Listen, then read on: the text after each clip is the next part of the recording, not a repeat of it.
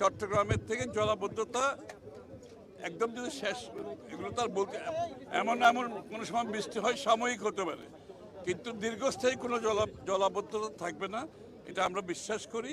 এবং সবচেয়ে বড় কথা হচ্ছে এটার একটা ম্যানেজমেন্ট, এই প্রকল্পটা শেষ হওয়ার পরে এটার একটা ওভারঅল ম্যানেজমেন্ট আছে। এই ম্যানেজমেন্টের সাথে যে সমস্ত সংস্থা জড়িত সেগুলো মেয়রের নেতৃত্বে একটা কমিটি করা হয়েছে, সবাই একসাথে কাজ করছে এবং যে সমন্বয়ের প্রয়োজন আছে সেই সমন্বয় এখন আমরা করতে পারছি, যেটা আগে ছিল না।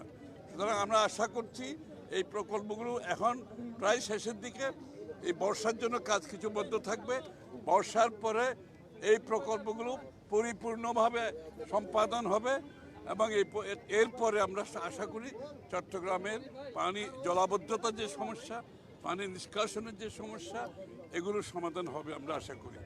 সাথে সাথে জনগণের এখানে সহযোগিতা দরকার। যে হারে খালের মধ্যে যে মানুষের সব কিছু মনে হয় যে খাল হচ্ছে একটা ডাস্টবিন আর কি, এই মন মানসিকতা আমাদেরকে বেরিয়ে আসতে হবে। আমরা যারা খালকে সবসময় বর্জ্য ফেলার জন্য ব্যবহার করি, তাদেরকে সংযত থাকতে হবে, সতর্ক থাকতে হবে এবং তাদের সকলের সহযোগিতা লাগবে। কিন্তু এই প্রকল্প আশা করি বাস্তবায়ন শেষ হয়ে যাবে এই বছরের শেষের দিকে, তখন এটা পরিপূর্ণভাবে আমরা এটা রেজাল্ট পাবো। আমরা আমি আগেও বলেছি 130টা প্রত্যেকটি খালকে এটার আওতায় আনা হয়েছে এবং এটার আউটলেট, বৃষ্টি কত হলে কত পানি ফ্লো হবে, এটার আউটলেট বঙ্গোপসাগরে কত গিয়ে পড়বে, সব হিসাব নিকাশের মধ্যে আছে। এটা একটা হাইড্রোগ্রাফিক একটা ব্যাপার আছে এখানে, সেটাকে আমরা মাথায় রেখেছি। তারপরে জোয়ার ভাটার ব্যাপার আছে, এখানে স্লুইস গেটের ম্যানেজমেন্টের একটা ব্যাপার আছে। তো সার্বিকভাবে আমি চট্টগ্রামবাসীকে, আমার নেতৃবৃন্দ এখানে সবাই আছে, মন্ত্রীরা আছেন, সবাইকে আশ্বস্ত করতে চাই এই প্রকল্প সঠিকভাবে আমরা সম্পাদন করতে পারলে এই বছরের শেষে, ইঞ্জিনিয়ার সাহেব ঠিক আছে না, এই বছরের শেষ থেকে আগামীতে চট্টগ্রামের জলাবদ্ধতার একটা বড় ধরনের সমাধান হবে, এটা আমরা বিশ্বাস করি।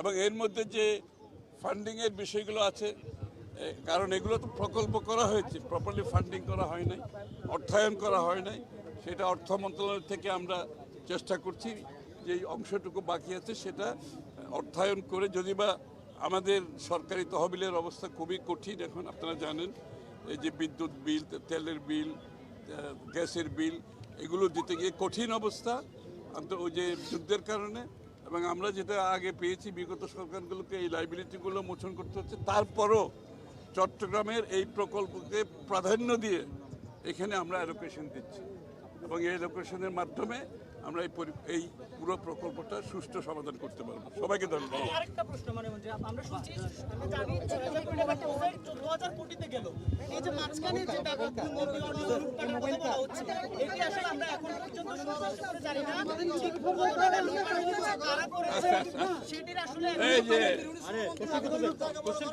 সেটির আসলে বিস্তারিত এটা ভাই লুটপাটের হিসাব তো আলাদা হিসাব। আমরা এখন আমাদের প্রকল্পটার সমাধান না করলে চট্টগ্রামবাসী যে জলবদ্ধতা যে কষ্ট পাচ্ছে, এটা আমাদের হচ্ছে প্রাধান্য দিতে হচ্ছে এটাকে, এবং লুটপাটের হিসাব নিশ্চয়ই বের করা হবে।